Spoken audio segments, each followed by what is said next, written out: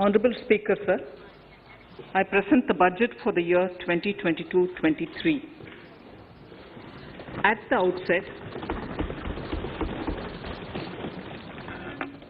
outset, sir, I want to take a moment to express my empathy for those who had to bear adverse health and economic effects of the pandemic.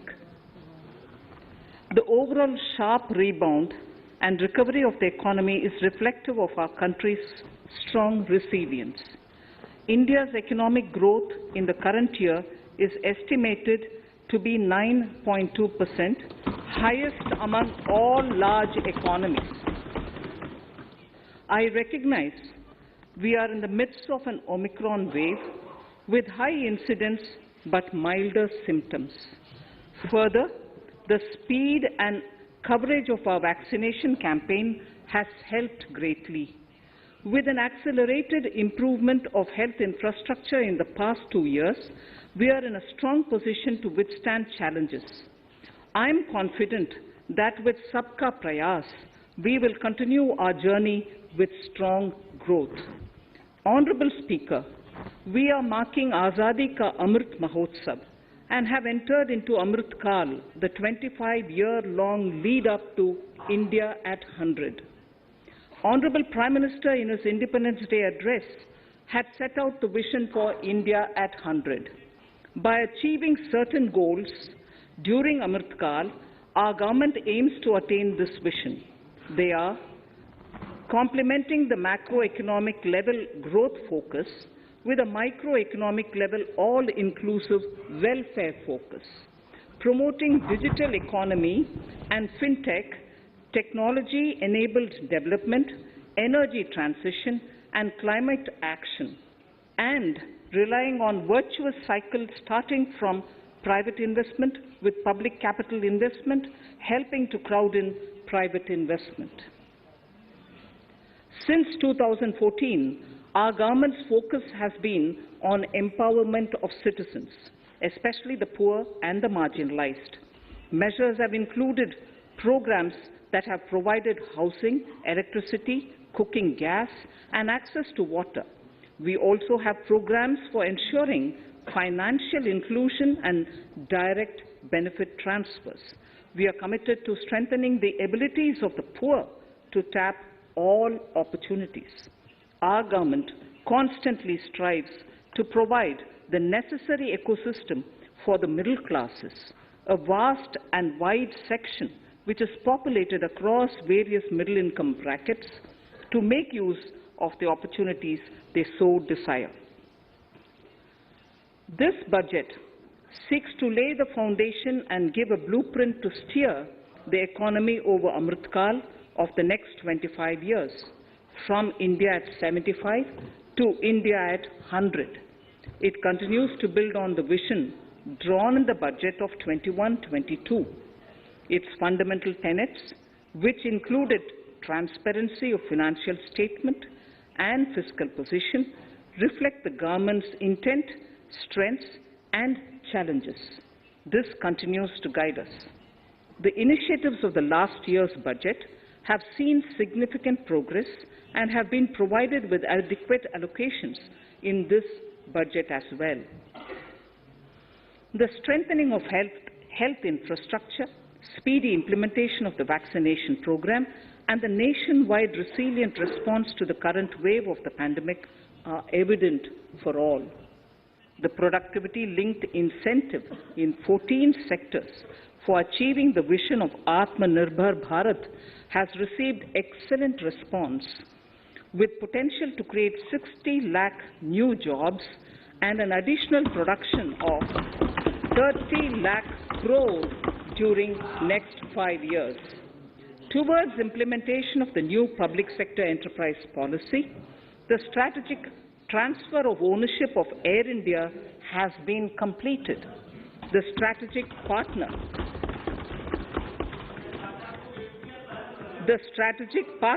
for Neelachal Ispat Nigam Limited has been selected. The public issue of the LIC is expected shortly. Others too are in the process for 2022-23. Please The no, National Bank आपको for पर्याप्त मौका, पर्याप्त अवसर मिलेगा। बेटे बेटे टिप्पणी मत कीजिए। the National Bank for Infrastructure Development and National Asset Reconstruction Company have commenced their activities. Honorable Speaker, sir, Budget 2021-22 had provided a sharp increase in provision for public investment or capital expenditure. Throughout the year, with the Honorable Prime Minister guiding the implementation, our economic recovery is continuing to benefit from the multiplier effect.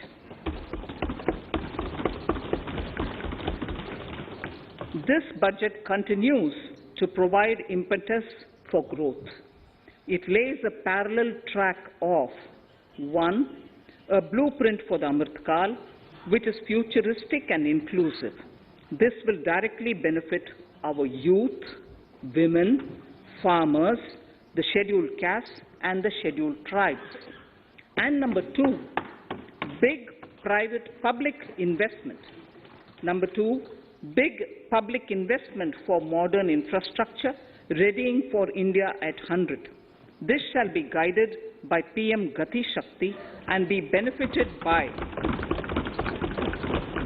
the synergy of multimodal approach. Moving forward on this parallel track, we lay the following 4 priorities: PM Gati Shakti, inclusive development, productivity enhancement and investment, sunrise opportunities, energy transition, and climate action, and 4, financing of investments.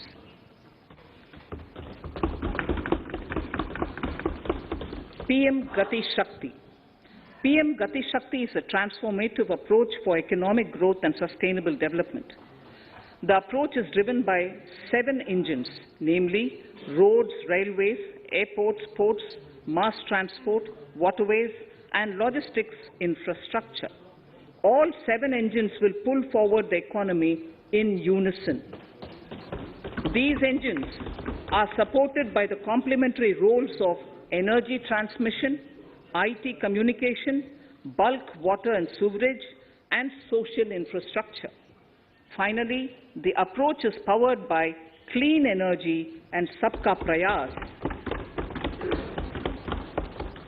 The efforts of the central government, the state governments, and the private sector together, leading to a huge job and entrepreneurial opportunities for all, especially the youth. PM Gati Shakti Master Plan, National Master Plan. The scope of PM Gati Shakti National Master Plan will encompass the 7 engines for economic transformation, seamless multimodal connectivity, and logistics efficiency. It will also include the infrastructure development by the state governments as per Gati Shakti Master Plan. The focus will be on planning, financing, including through innovative ways, use of technology, and speedier implementation. The projects pertaining to these 7 engines in the national infrastructure pipeline will be aligned with PM Gati Shakti framework. The touchstone of the master plan will be world-class modern infrastructure and logistics synergy among different modes of movement, both of people and goods, and location of projects. This will help raise the productivity and accelerate economic growth and development. Road transport.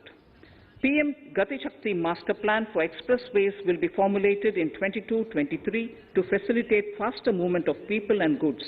The National Highways network will be expanded by 25,000 kilometers in 2022-23. 20,000 crores of rupees will be mobilized through innovative ways of financing to complement the public resources. The data exchange among all mode operators will be brought on unified logistics interface platform, designed for application programming interface.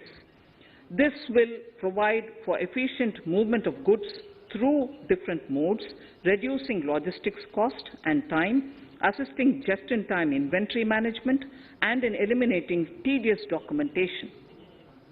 Most importantly, This will provide real-time information to all stakeholders and improve international competitiveness. Open source mobility stack for organizing seamless travel of passengers will also be facilitated. Contracts for implementation of multimodal logistic parks at 4 locations through PPP mode will be awarded in 22-23. Railways will develop new products and efficient logistic services for small farmers and small and medium enterprises, besides taking the lead in integration of postal and railways network to provide seamless solutions for movement of parcels. One station, one product concept will be popularized to help local businesses and supply chains. As a part of Atmanirbhar Bharat, 2,000 kilometers of network will be brought under Kavach, the indigenous world-class technology for safety and capacity augmentation in 2022-23. 400 new generation Vande Bharat trains will better energy efficiency and passenger riding experience will be developed and manufactured during the next 3 years. 100 PM Gati Shakti cargo terminals for multimodal logistics facilities will be developed during the next 3 years. Innovative ways of financing and faster implementation will be encouraged for building metro systems of appropriate type at scale.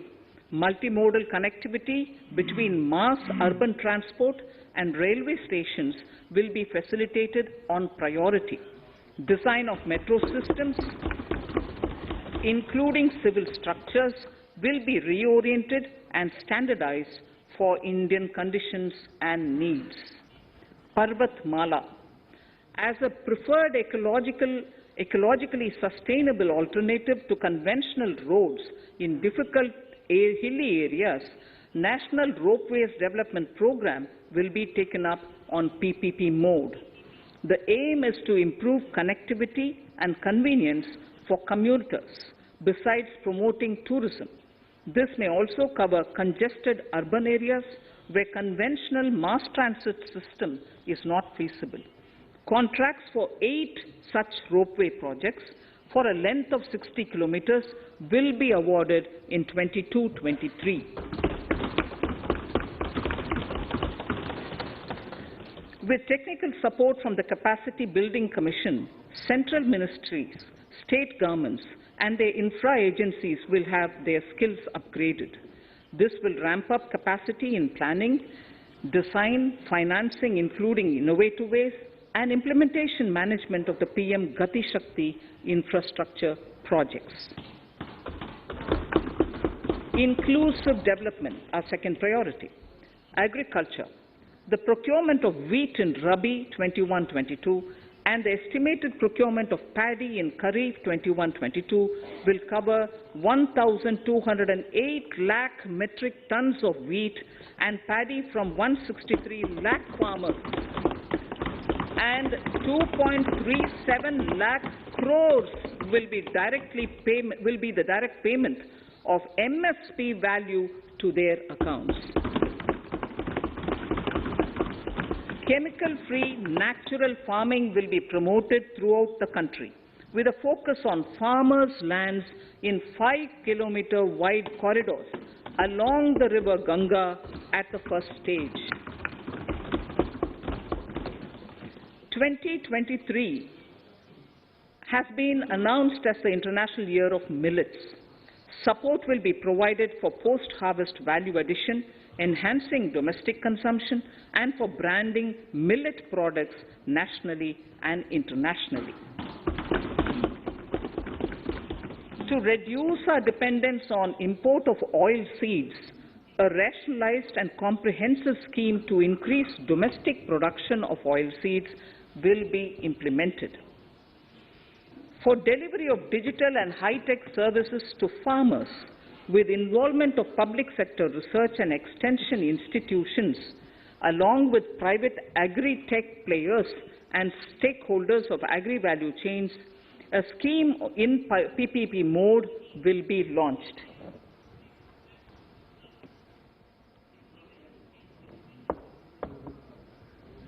Use of Kisan drones will be promoted for crop assessment, digitization of land records, spraying of insecticides and nutrients.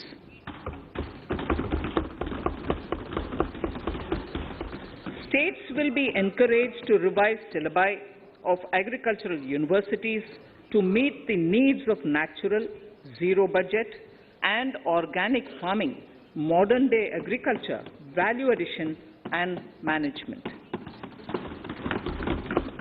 A fund with blended capital raised under the co-investment model will be facilitated through the NABARD. This is to finance startups for agriculture and rural enterprise relevant for farm produce value chain.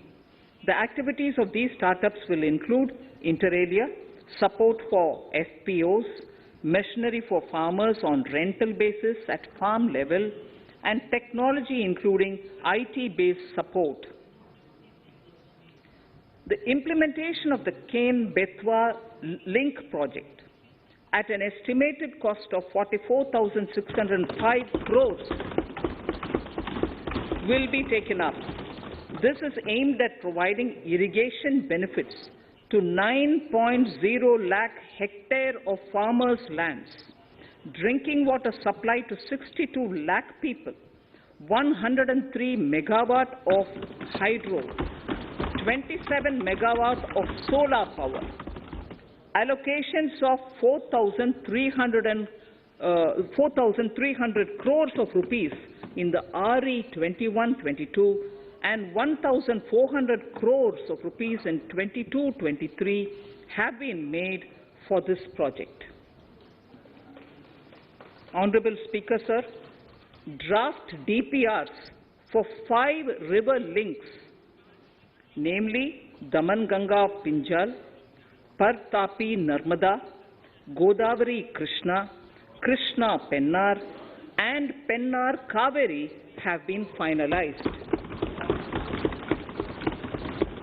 Once a consensus is reached among the beneficiary states, the Centre will provide support for their implementation. For farmers to adopt suitable varieties of fruits and vegetables and to use appropriate production and harvesting techniques, our government will provide a comprehensive package with participation of state governments.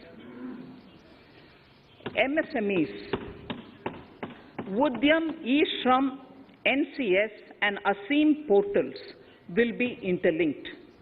Their scope will be widened. They will now perform as portals with live organic databases, providing G2C, B2C and B2B services. These services will relate to credit facilitation, skilling and recruitment with an aim to further formalize the economy and enhance entrepreneurial opportunities for all. Emergency Credit Line Guarantee Scheme has provided the much-needed additional credit to more than 130 lakh MSMEs. This has helped them mitigate the adverse impact of the pandemic. The hospitality and related services, especially those by micro and small enterprises, are yet to regain their pre-pandemic level of business. Considering these aspects, the ECLGS will be extended up to March 2023, and its guarantee cover will be expanded by 50,000 crores of rupees to total cover of 5 lakh crores.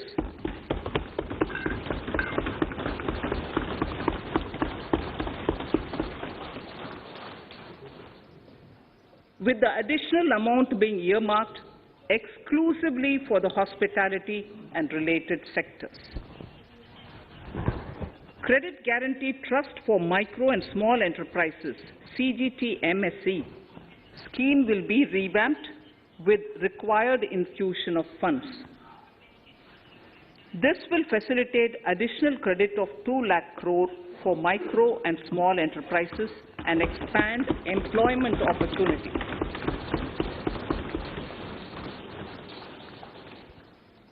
Raising and accelerating MSME performance (RAMP) program with outlay of 6,000 crore over 5 years will be rolled out. This will help MSME sector become more resilient, competitive and efficient.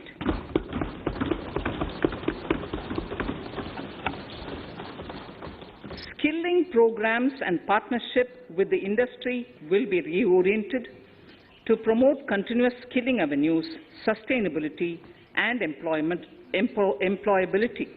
The National Skill Qualification Framework will be aligned with dynamic industry needs. Digital ecosystem for skilling and livelihood, the Desh Stack e-portal, will be launched. This aims to empower citizens to skill, reskill or upskill through online training. It will also provide API-based trusted skill credentials, payment and discovery layers to find relevant jobs and entrepreneurial opportunities. Startups will be promoted to facilitate Drone Shakti through varied applications and for drone as a service.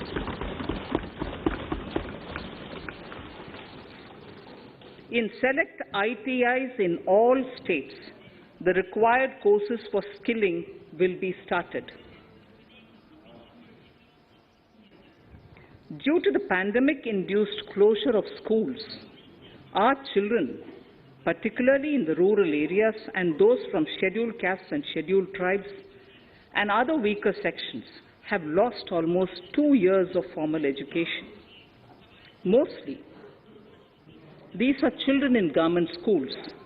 We recognize the need to impart supplementary teaching and to build a resilient mechanism for education delivery. For this purpose, One Class, One TV channel program of PM E-Vidya will be expanded from 12 to 200 TV channels. This will enable all states to provide supplementary education in regional languages for classes 1 to 12.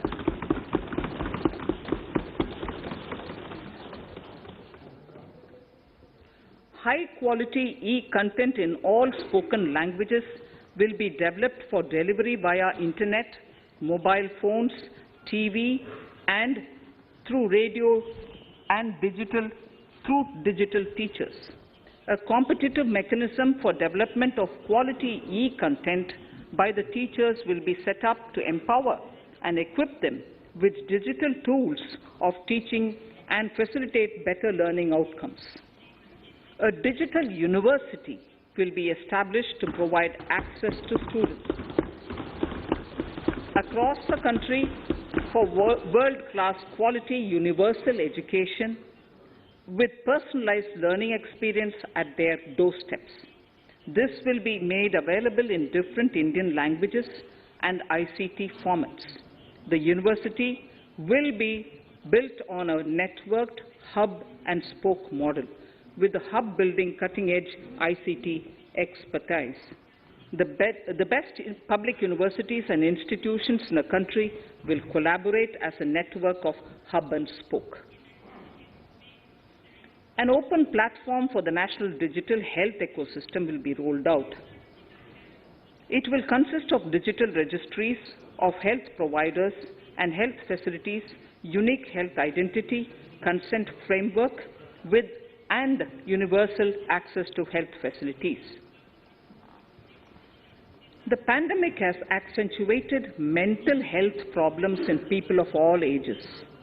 To better the access to quality mental health counseling and care services, a national tele-mental health program will be launched. This will include a network of 23 tele-mental health centers of excellence with NIMHANS, being the nodal center, and International Institute of Information Technology, Bangalore, IIIT Bangalore, providing technology support. Recognizing the importance of Nari Shakti as the harbinger of our bright future and for women-led development, during the Amritkal, our government has comprehensively revamped the schemes of the Ministry of Women and Child Development. Accordingly, 3 schemes, namely Mission Shakti, Mission Vatsalya, Saksham Anganwadi and Poshan 2.0 were launched recently to provide integrated benefits to women and children. Saksham Anganwadis are a new generation Anganwadis that have better infrastructure and audio-visual aids, powered by clean energy and providing improved environment for early childhood development. 2 lakh Anganwadis will be upgraded under this scheme. Current coverage of Har Ghar Nal Se Jal is 8.7 crores. Of this, 5.5 crore households were provided tap water in last 2 years itself. Allocation of 60,000 crores of rupees has been made with an aim to cover 3.8 crore households in 2022 and 23. In 22-23, 80 lakh houses will be completed for the identified eligible beneficiaries of the PM Awas Yojana, both rural and urban. 48,000 crores is allotted for this purpose. The central government will work with the state governments for reduction of time required for all land and construction related approvals, for promoting affordable housing for middle class and for the economically weaker sections in urban areas. We shall also work with the financial sector, regulators, to expand access to capital along with reduction in cost of intermediaries. A new scheme, Prime Minister's Development Initiative for the Northeast, will be implemented through the Northeastern Council. It will fund infrastructure in the spirit of PM Gati Shakti and social development projects based on felt needs of the Northeast. This will enable livelihood activities for youth and women, filling the gaps in various sectors. It will not be a substitute for existing central or state schemes. While the central ministries may also post their candidate projects, priority will be given to those posted by the states. An initial allocation of 1,500 crores of rupees will be made, and the initial list of projects is given in Annexure 1 of my speech. Our vision to improve the quality of life of citizens in the most backward districts of the country through aspirational districts program has been translated into reality in a very short span of time. 95% of those 112 districts have made significant progress in key sectors such as health, nutrition, financial inclusion, and basic infrastructure. They have surpassed even some of the state average values.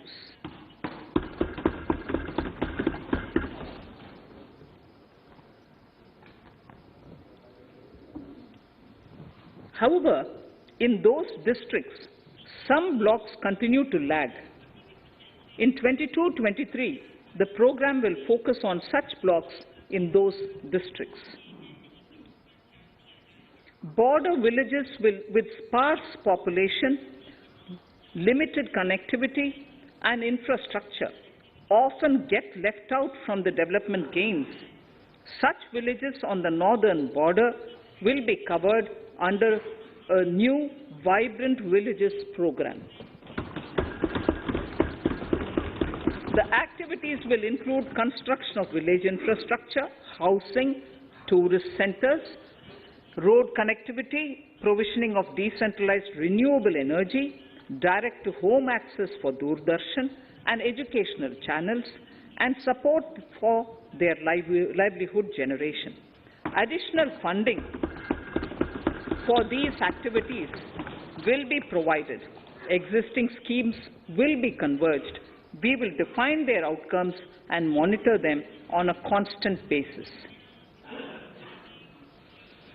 In 2022, 100% of 1.5 lakh post offices will come on the core banking system, enabling financial inclusion and access to accounts through net banking, mobile banking, ATMs, and also provide online transfer of funds between post office accounts and bank accounts. This will be helpful, especially for farmers and senior citizens in rural areas, enabling interoperability and financial inclusion. Honorable Speaker, sir, in recent years, digital banking, digital payments, and fintech innovations have grown at a rapid pace in the country. Government is continuously encouraging these sectors to ensure that the benefits of digital banking reach every nook and corner of the country in a consumer-friendly manner. Taking forward this agenda and to mark 75 years of our independence, it is proposed to set up 75 digital banking units in 75 districts of the country by scheduled commercial banks. The financial support for digital payment ecosystem announced in the previous budget will continue in 22-23 as well. This will encourage further adoption of digital payments. There will also be a focus to promote use of payment platforms that are economical and user-friendly. Sir, I move to the next priority. In recent years, over 25,000 compliances were reduced and nearly 1,500 union laws were repealed. This is the result of our government's strong commitment for minimum government and maximum governance. 1,486 union laws were repealed. Our trust in the public and ease of doing business is what is highlighted here, sir. For the Amrit Kal, the next phase of ease of doing business 2.0 and ease of living will be launched. In our endeavor to improve productive efficiency of capital and human resources, we will follow the idea of trust-based governance. The new phase will be guided by an active involvement of the states, digitization of manual processes and interventions, integration of the central and state level systems through IT bridges, a single point access for all citizen-centric services, and standardization and removal of overlapping compliances. Crowdsourcing of suggestions and ground-level assessment of the impact with active involvement of citizens and businesses will be encouraged. A single window portal, Parivesh, for all green clearances was launched in 2018. It has been instrumental in reducing the time required for approvals significantly. The scope of this portal will be expanded to provide information to the applicants based on location of units. Information about specific approvals will be provided. It will enable application for all 4 approvals through a single form and tracking of the process through Centralized Processing Center Green, CPC Green. E-passports. The issuance of e-passports using embedded chip and futuristic technology will be rolled out in 22-23 to enhance the convenience for the citizens in their overseas travel. By the time of India at 100, nearly half our population is likely to be living in urban areas. To prepare for this, orderly urban development is of critical importance. This will help realize the country's economic potential, including livelihood opportunities for the demographic dividend. For this, on the one hand, we need to nurture the megacities and their hinterlands to become current centers of economic growth. On the other, we need to facilitate Tier 2 and Tier 3 cities to take on the mantle in the future. This would require us to reimagine our cities into centers of sustainable living with opportunities for all, including women and our youth. For this to happen, urban planning cannot continue with a business-as-usual approach. We plan to steer a paradigm change. A high-level committee of reputed urban planners, urban economists, and institutions will be formed to make recommendations on urban sector policies, capacity building, planning, implementation, and governance. For urban capacity building, support will be provided to the states. Modernization of building bylaws, town planning schemes, transit-oriented development will be implemented. This will facilitate reforms for people to live and work closer to the mass transit systems. The central government's financial support for mass transit projects and Amrit scheme will be leveraged for formulation of action plans and their implementation for facilitating the TOD and TPS by the states. For developing India-specific knowledge in urban planning and design, and to deliver certified training in these areas, up to 5 existing academic institutions in different regions will be designated as centers of excellence. These centers will be provided endowment fund of 250 crore each. In addition, the AICTE will take the lead to improve syllabi, quality and access of urban planning courses in other institutions.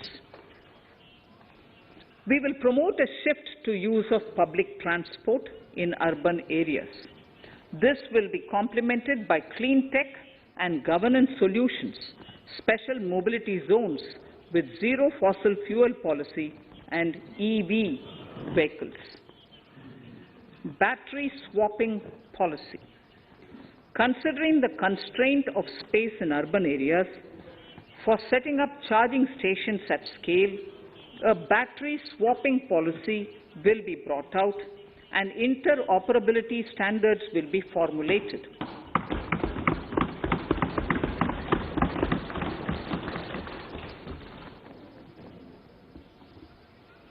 The private sector will be encouraged to develop sustainable and innovative business models for battery or energy as a service. This will improve efficiency in the EV ecosystem. Efficient use of land resources is a strong imperative. States will be encouraged to adopt unique land parcel identification number to facilitate IT-based management of records. The facility for transliteration of land records across any of the Schedule 8 languages will also be rolled out. The adoption of linkage with National Generic Document Registration System (NGDRS) with the One Nation, One Registration software will be promoted as an option for uniform process of registration and anywhere registration of deeds and documents. Necessary amendments in the code IBC will be carried out to enhance the efficiency of the resolution process and facilitate cross-border insolvency resolution. Accelerated corporate exit. Several IT-based systems have been established for accelerated registration of new companies.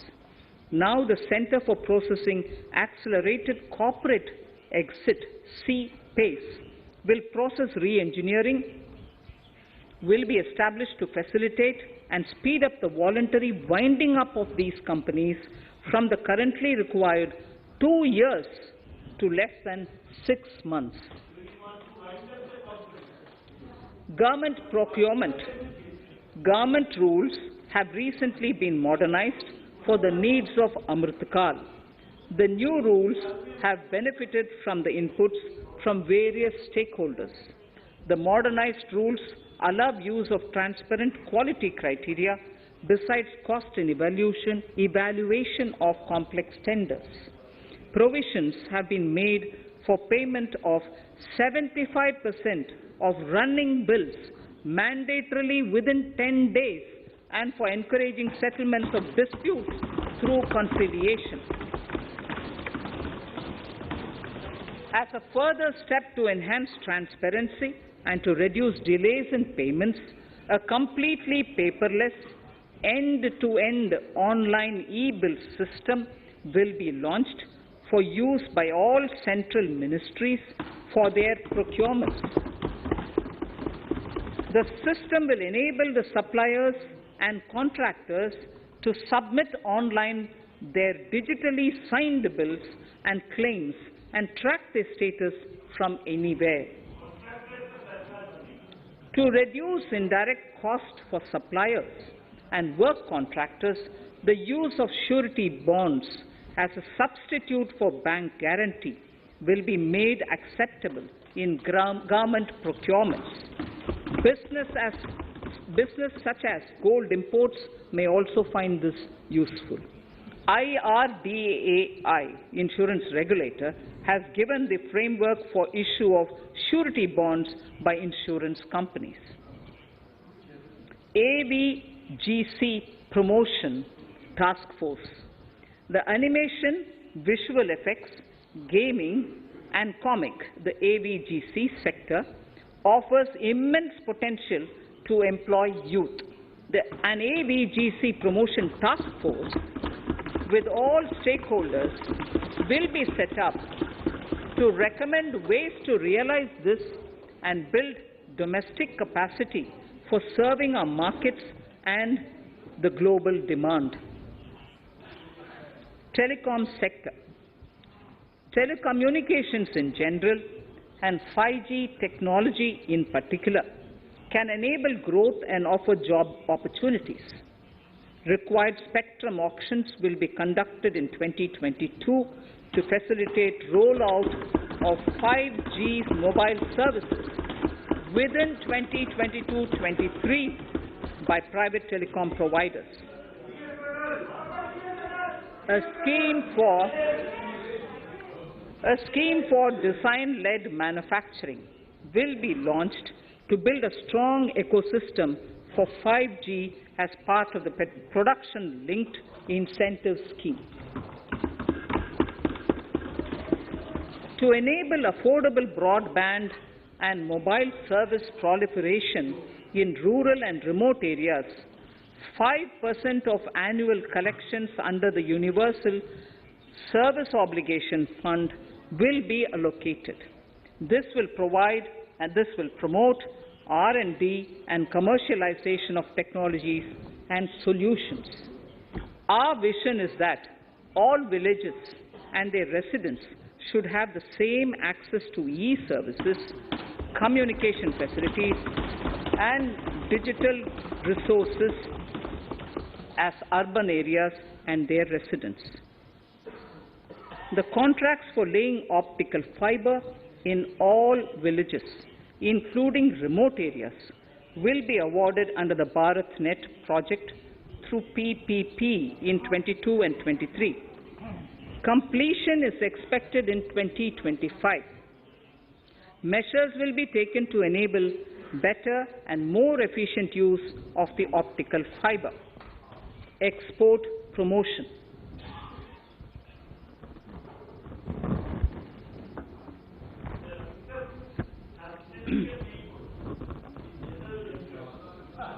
The Special Economic Zones Act will be replaced with a new legislation that will enable the states to become partners in development of enterprise and service hubs.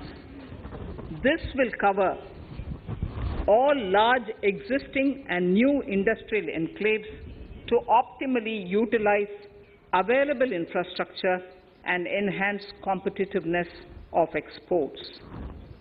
Atmanirbharta in defense. Our government is committed to reducing imports and promoting Atmanirbharta in equipment for the armed forces. 68% of the capital procurement budget will be earmarked for domestic industry in 22-23, up from 58% in 21-22. Defense R&D will be opened up for industry, startups and academia, with 25% of defense R&D budget earmarked.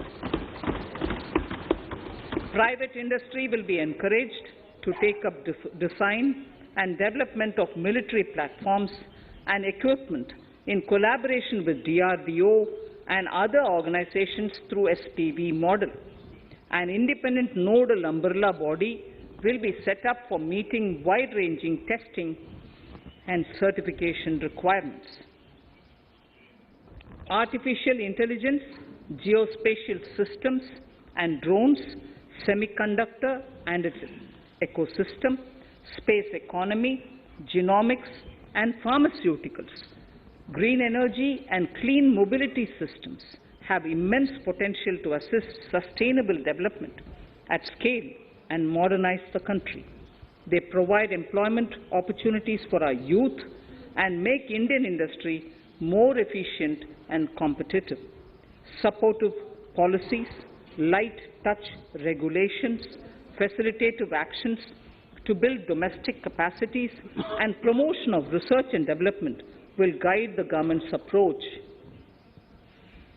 For R&D in the sunrise opportunities, in addition to efforts of collaboration among academia, industry and public institutions, government contribution will be provided.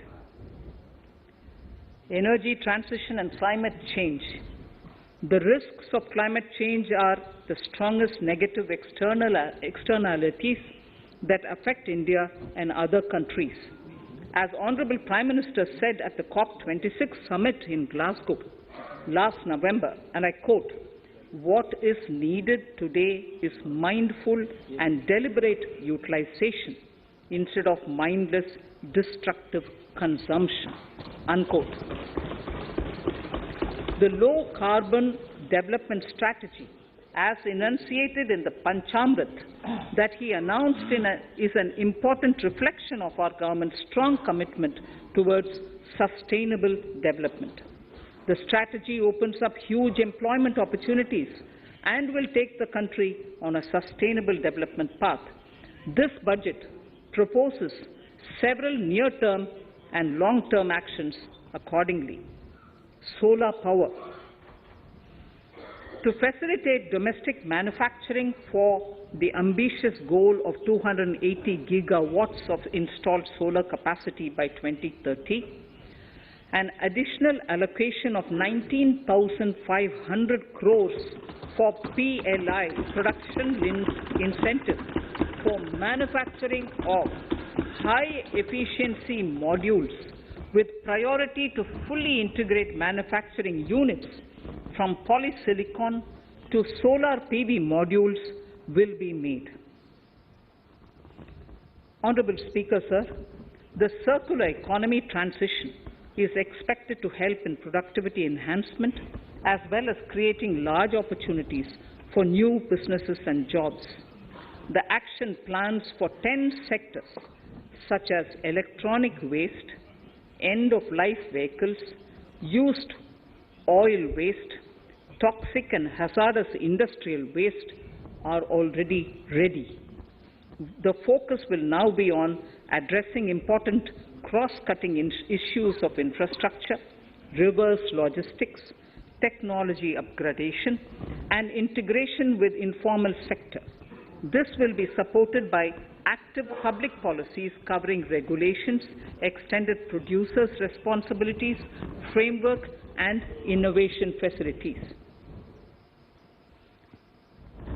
5 to 7% biomass pellets will be co-fired in thermal power plants, resulting in carbon dioxide savings of 38 MMT annually.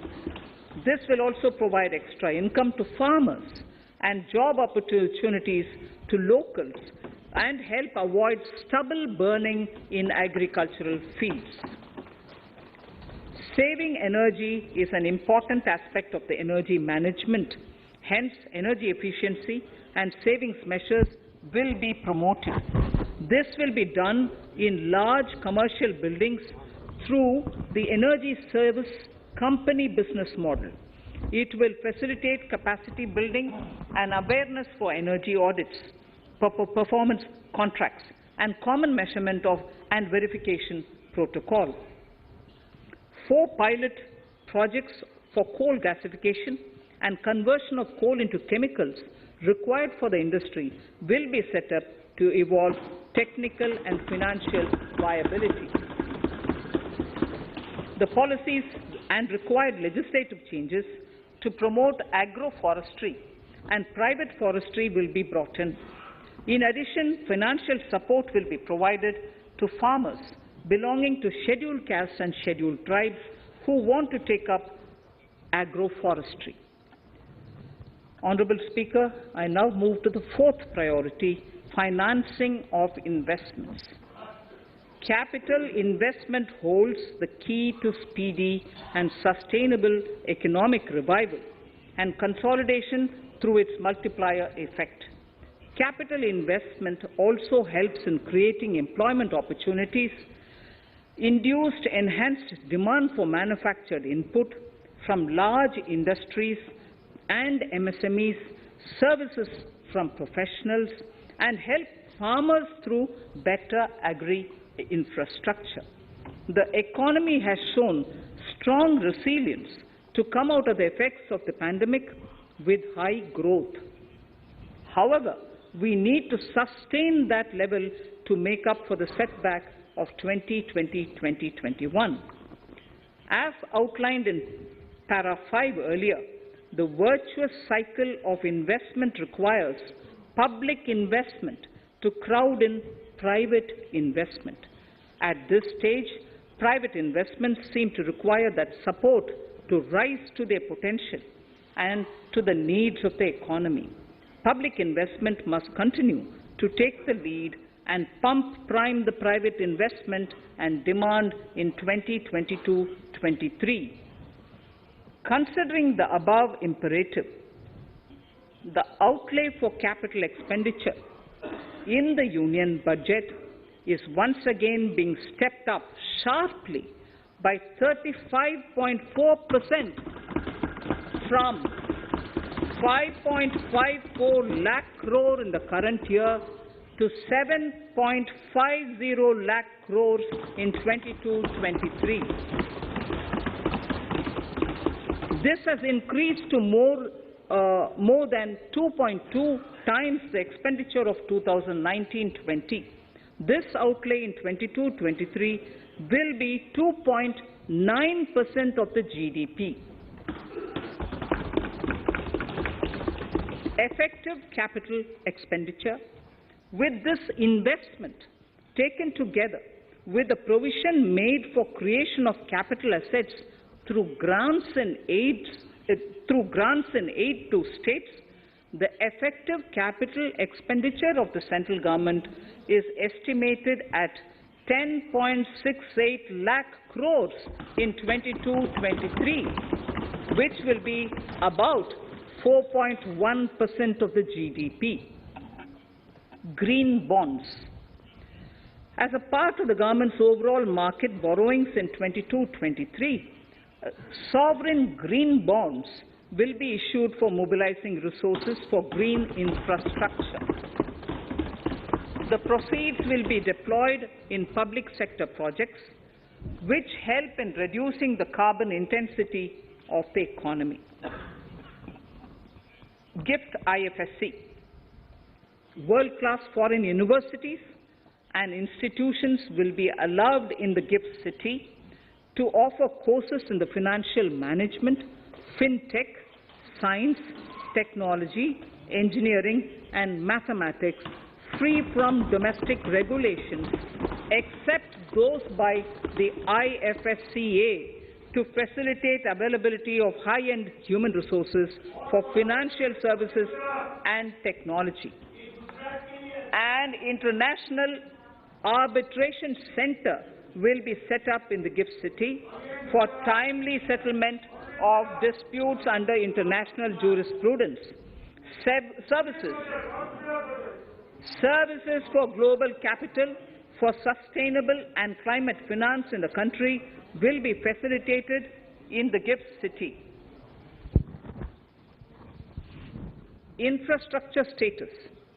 Data centers and energy storage systems, including dense charging infrastructure and grid-scale battery systems, will be included in the harmonized list of infrastructure.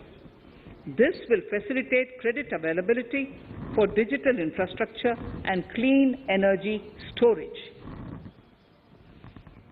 Venture capital and private equity invested more than 5.5 lakh crores last year, facilitating one of the largest startup growth system. Scaling up this investment requires a holistic examination of regulatory and other frictions. An expert committee will be set up to examine and suggest appropriate measures. Government-backed funds, NIIF and SIDBI, Fund of Funds, have provided scale capital, creating a multiplier effect. For encouraging important sunrise sectors such as climate action, deep tech, digital economy, pharma, and agri-tech, the government will promote these thematic funds for blended finance, with the government share being limited to 20% and the funds being managed by private fund managers. For financing the infrastructure needs, the stepping up of public investment will need to be complemented by private capital at a significant scale. Measures will be taken to enhance financial viability of projects, including PPP, with technical and knowledge assistance from multilateral agencies. Enhancing financial viability shall also be obtained by adopting global best practices, innovative ways of financing, and balanced risk allocation. Digital rupee.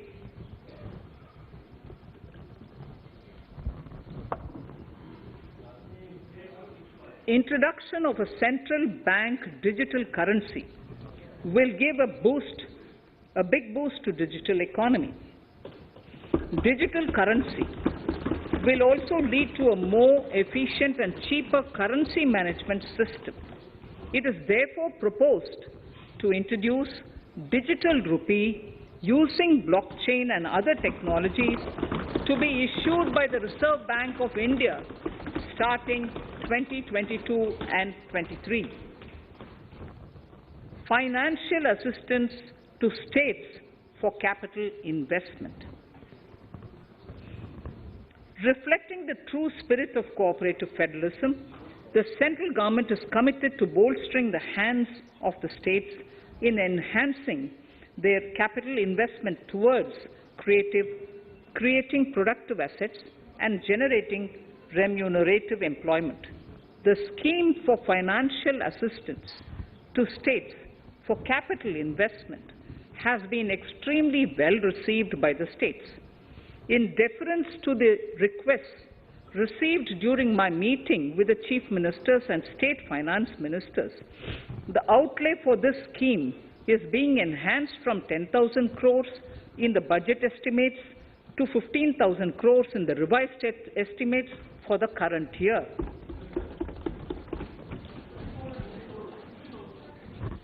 For 22-23,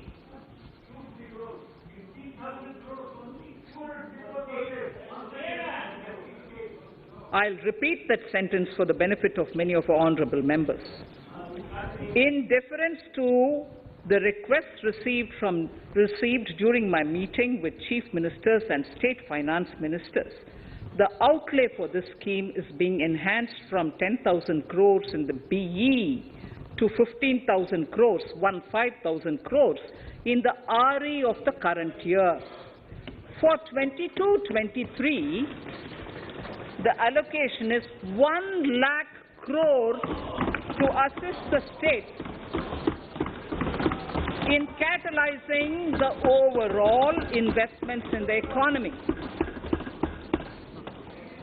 These 50-year interest-free loans are over and above the normal borrowings allowed to the states, are over and above the normal borrowings to the states. This allocation will be used for PM Gati Shakti related and other productive capital investments of the states.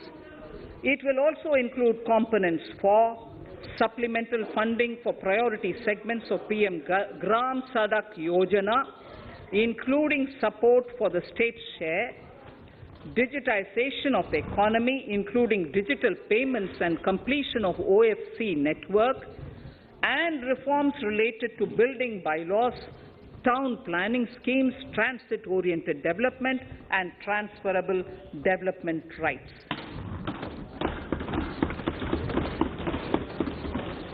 In 22-23, in accordance with the recommendations of the 15th Finance Commission, the states will be allowed a fiscal deficit of 4% of the GSDP, of which 0.5% will be tied to power sector reforms, for which the conditions have already been communicated in 21-22.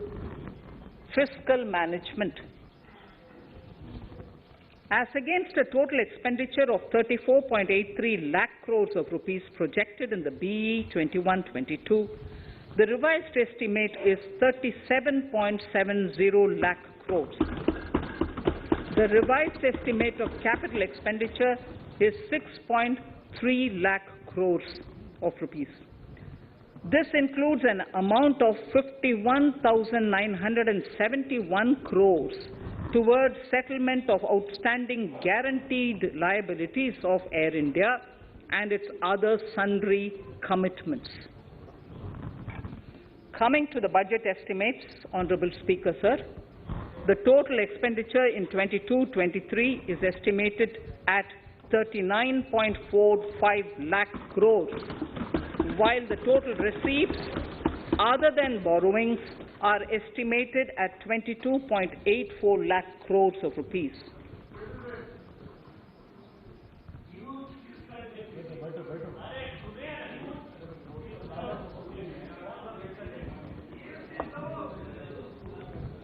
The revised fiscal deficit, Honourable Speaker, in the current year is estimated at 6.9% of the GDP, as against 6.8% projected in the budget estimates.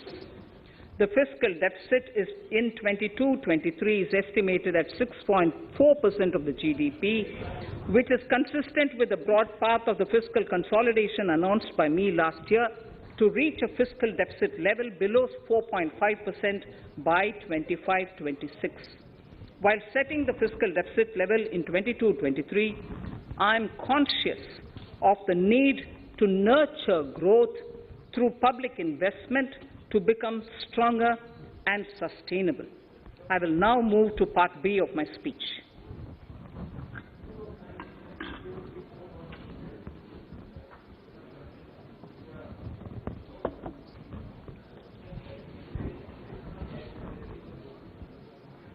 Direct tax.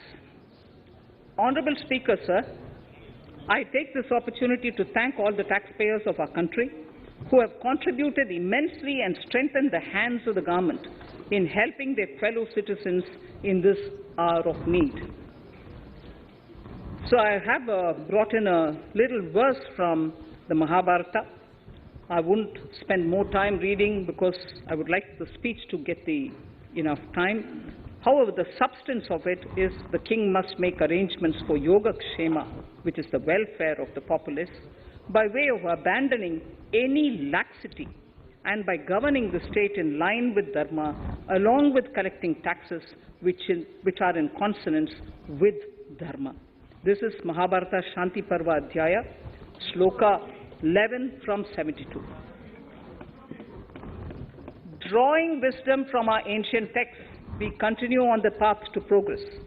The proposals in this budget, while continuing with our declared policy of stable and predictable tax regime, intend to bring more reforms that will take ahead our vision to establish a trustworthy tax regime. This will further simplify the tax system, promote voluntary compliance by taxpayers, and reduce litigation. Introducing new updated return. India is growing at an accelerated pace and people are undertaking multiple financial transactions. The Income Tax Department has established a robust framework of reporting of taxpayers' transactions. In this context, some taxpayers may realize that they have committed omissions or mistakes in correctly estimating their income for tax payment. To provide an opportunity to correct such errors, I am proposing a new provision permitting taxpayers to file an updated return on payment of additional tax. This updated return can be filed within 2 years from the end of the relevant assessment year.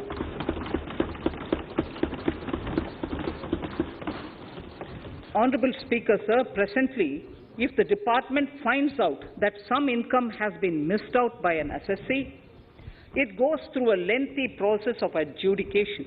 Instead, with this proposal now, there will be a trust repost in the taxpayers that will enable the assessee herself to declare the income that she may have missed out earlier while filing her return.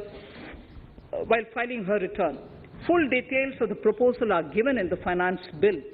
It is an affirmative step in the direction of voluntary compliance.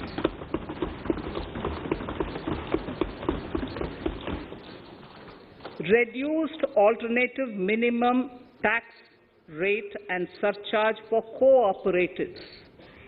Currently, cooperative societies are required to pay alternate minimum tax at the rate of 18 and 1.5%.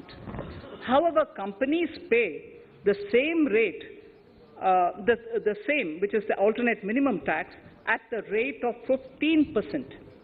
To provide a level playing field between cooperative societies and companies, I propose to reduce this rate for the cooperative societies also to 15%.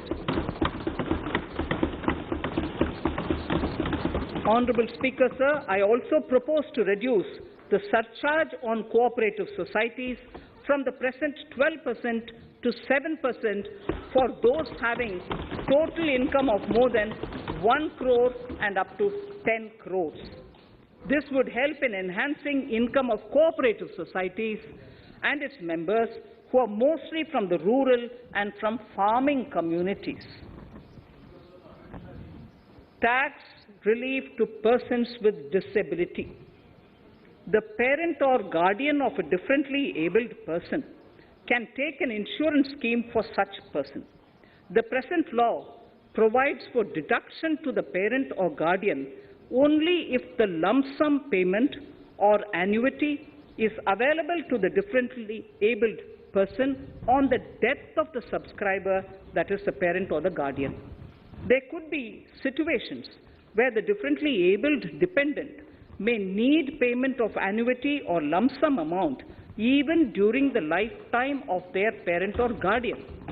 I propose thus to allow the payment of annuity and lump sum amount to the differently abled dependent during the lifetime of the parent and guardians, that is parent or guardians, attaining the age of 60 years. Parity between employees of the state and central governments. At present, the central government contributes 14% of the salary of its employee to the National Pension System, NPS, Tier 1. This is allowed as a deduction in computing the income of the employee. However, such deduction is allowed only to the extent of 10% of the salary in case of employees of the state governments. To provide equal treatment to both central and state government employees, I propose to increase the tax deduction limit from 10% to 14% on employers' contribution to the MPS account of state government employees as well.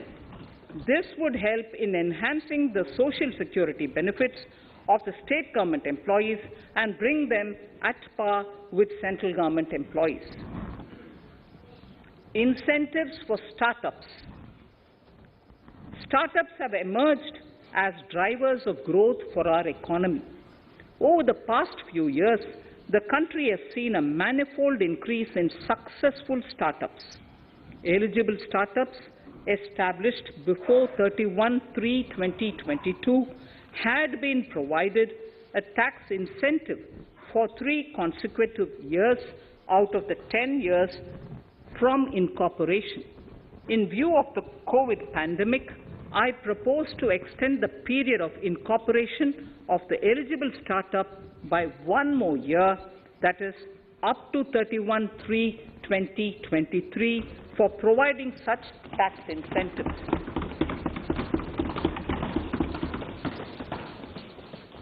Incentives for newly incorporated manufacturing entities under concessional tax regime.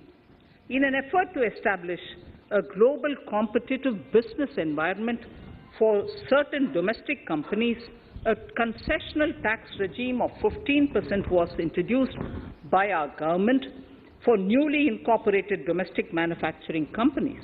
I propose to extend the last date for commencement of manufacturing or production under Section 115B AB by 1 more year, that is from 31st March 2023 to 31st March 2024.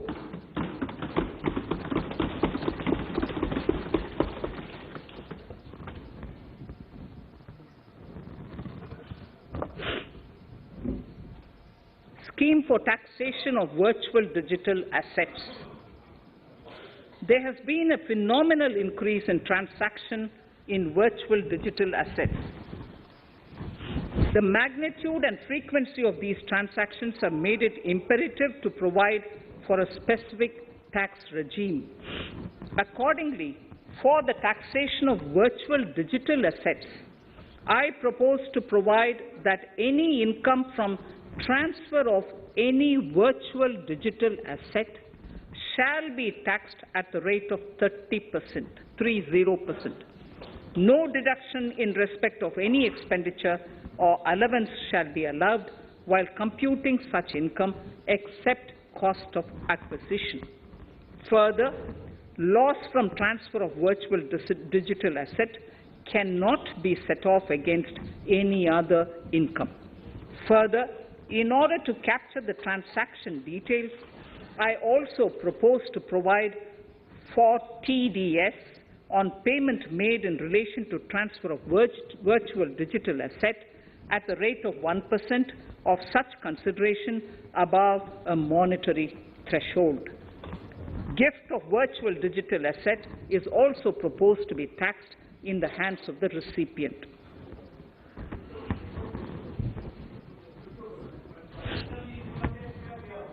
Litigation management to avoid repetitive appeals by the department. It has been observed that a lot of time and resources are consumed in filing of appeals which involve identical issues. Taking forward our policy of sound litigation management, I propose to provide that if a question of law in the case of an assessee is identical to a question of law which is pending in the appeal before a jurisdictional High Court or Supreme Court, in any case, the filing of further appeal in the case of this assessee by the department shall be deferred till such a question of law is decided by the jurisdictional High Court or the Supreme Court. This will greatly help in reducing the repeated litigation between taxpayer and the department. Taking forward our efforts to further promote the IFSC, I hereby propose to provide that income of a non-resident from offshore derivative instruments or over-the-counter derivatives issued by an offshore banking unit, income from royalty and interest on account of lease of ship, and income received from portfolio management services in IFSC shall be exempt from tax, subject to specified conditions. Rationalization of surcharge. In the globalized business world, there are several work contracts whose terms and conditions mandatorily require formation of a consortium.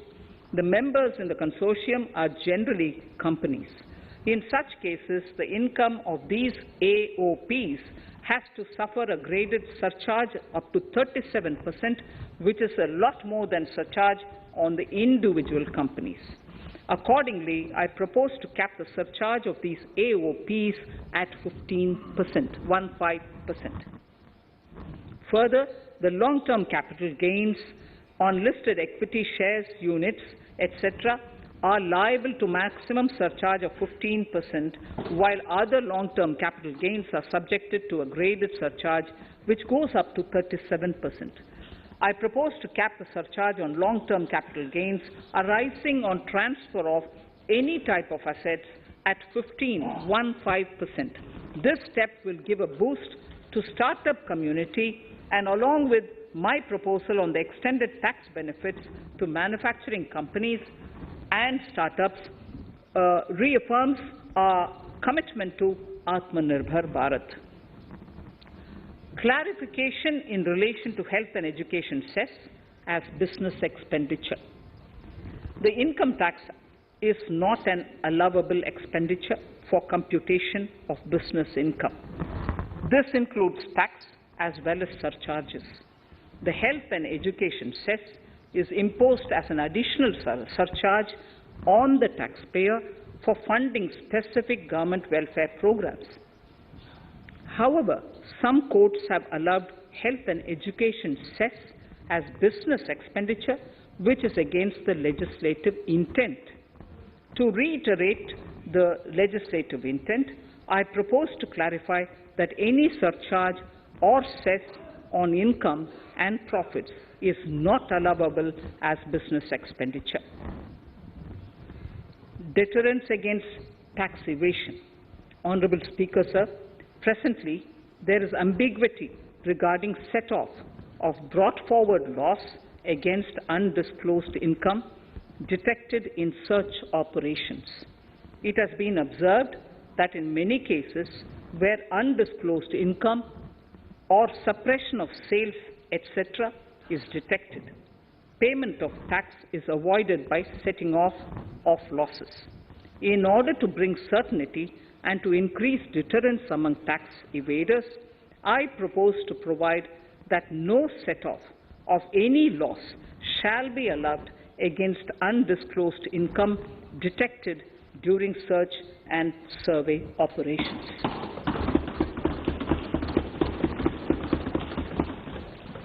It has been noticed that as a business promotion strategy, there is a tendency on businesses to pass on benefits to their agents. Such benefits are taxable in the hands of the agents. In order to track such transactions, I propose to provide for tax deduction by the person giving benefits if the aggregate value of such benefits exceeds 20,000 rupees during the financial year. A few other changes are being made, the details of which are there in the finance bill. Indirect taxes. So remarkable progress in GST.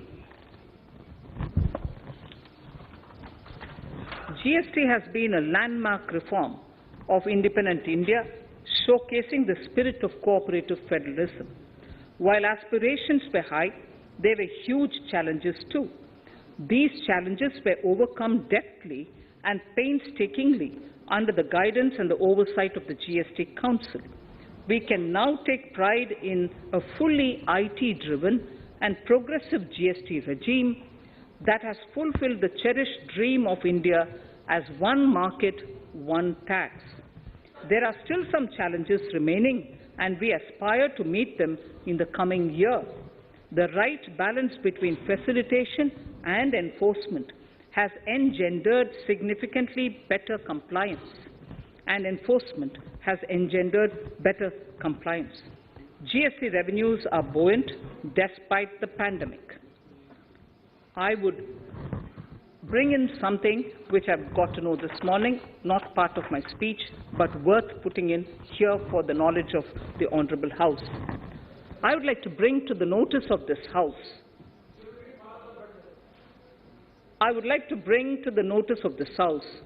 that the gross GST collections for the month of January 22 are rupees 1,40,986 crores, which is the highest since the inception of GST. This has been possible due to rapid economic growth, recovery, post-COVID,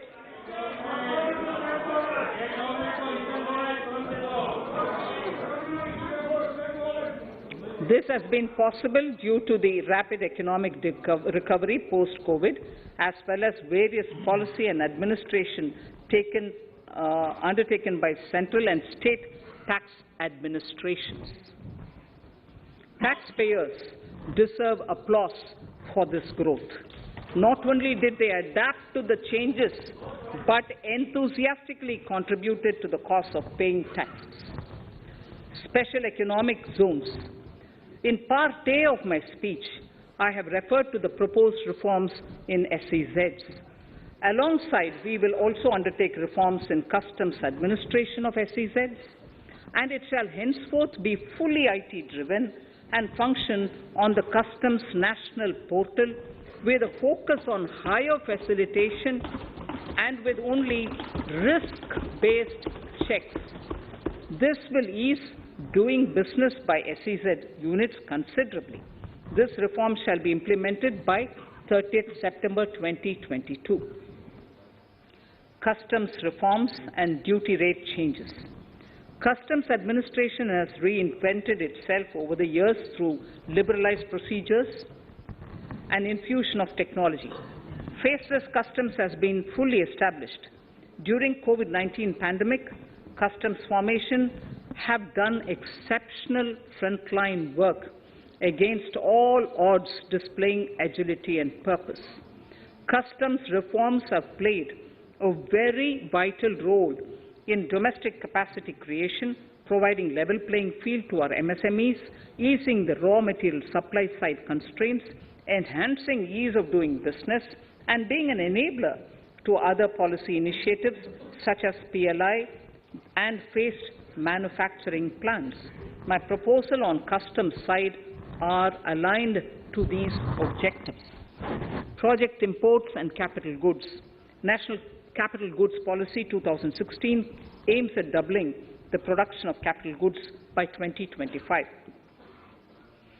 This would create an employment opportunities and result in increased economic activity. However, several duty exemptions, even extending to over 3 decades, in some cases have been granted to capital goods for various sectors like power, fertilizer, textiles, leather footwear, food processing, and fertilizers. These exemptions have hindered the growth of the domestic capital goods sector.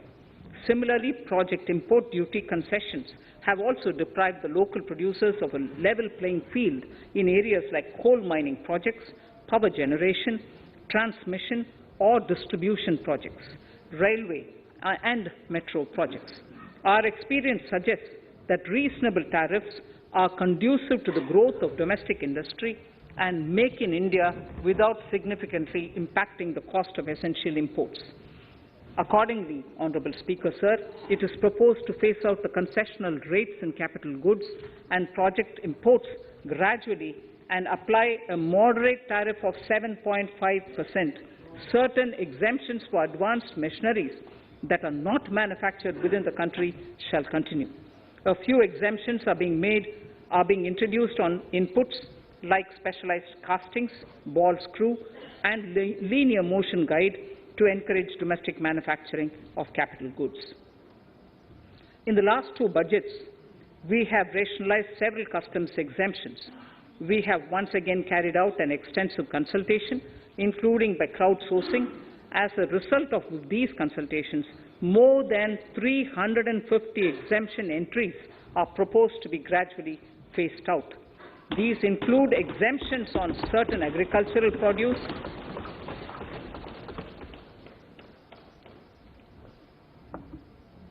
chemicals, fabrics, medical devices and drugs, and medicines for which sufficient domestic capacity exists. Further, as a simplification measure, several concessional rates are being incorporated in the customs tariff schedule itself instead of prescribing them through various notifications. This comprehensive review will simplify the customs rate and tariff structure, particularly for sectors like chemicals, textiles, and metals, and minimize disputes. Removal of exemption on items which are or can be manufactured in India, and providing concessional duties on raw material that go into manufacturing of intermediate products will go many a step forward in achieving our objective of Make in India and Atmanirbhar Bharat. I shall now take up specific sector-specific proposals. Electronics. Electronic manufacturing has been growing rapidly. Customs duty rates are being calibrated to provide a graded rate structure to facilitate domestic manufacturing of wearable devices, hearable devices, and electronic smart meters. Duty concessions are being given to parts of transformer of mobile phone chargers and camera lens of mobile camera module and certain other such items. This will enable domestic manufacturing of high-growth electronic items. Gems and jewelry. To give a boost to the gems and jewelry sector, customs duty on cut and polished diamonds and gemstones is being reduced to 5%. Simply sawn diamond would attract nil customs duty.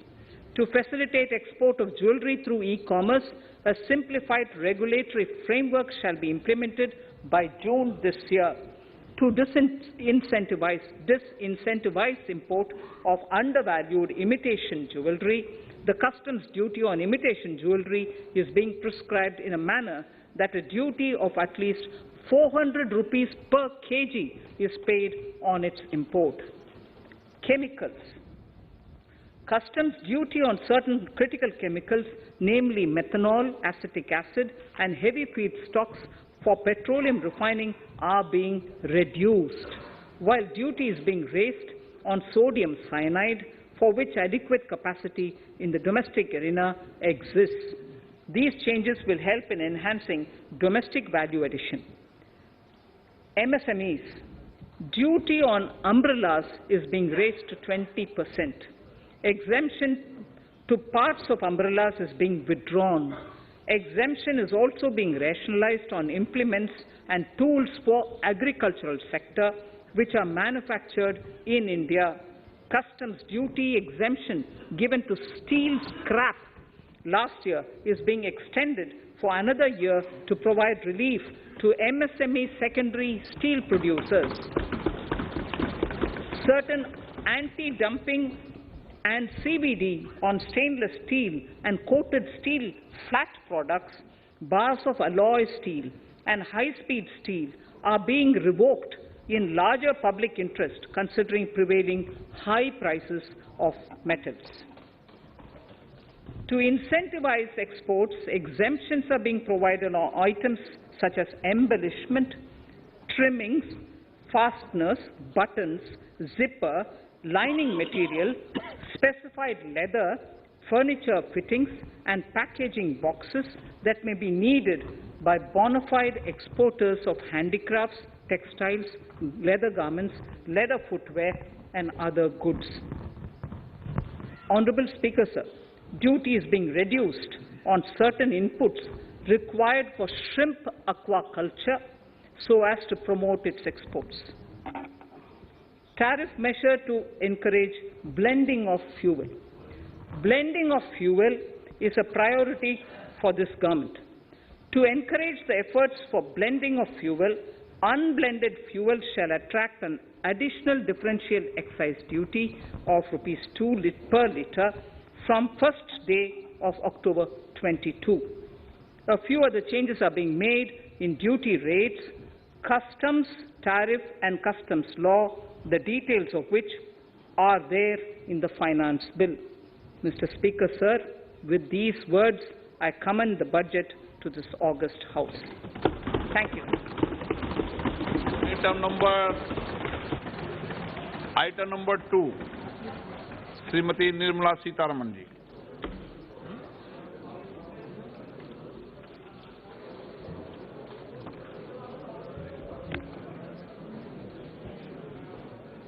Sir, with your permission, I rise to lay on the table the following statements under Section 3(1) of the Fiscal Responsibility and Budget Management FRBM Act 2003, Medium-Term Fiscal Policy cum Fiscal Policy Strategy Statement and Macroeconomic Framework Statement.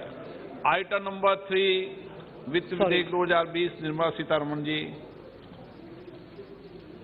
Sir, item number 3, Finance Bill. Sir, with your permission, I rise to move for leave to introduce the Finance Bill 2022. प्रश्न ये कि वित्त विधेयक को पुनर्स्थापित करने की अनुमति प्रदान की जाए। जो सदस्य इसके पक्ष में हाँ कहें, जो सदस्य विरोध में ना कहें, मेरे विचार में निर्णय हाँ वालों के पक्ष में, हाँ वालों के पक्ष में। माननीय मंत्री जी, वित्त विधेयक को पुनर्स्थापित करें। Sir, I introduce the bill.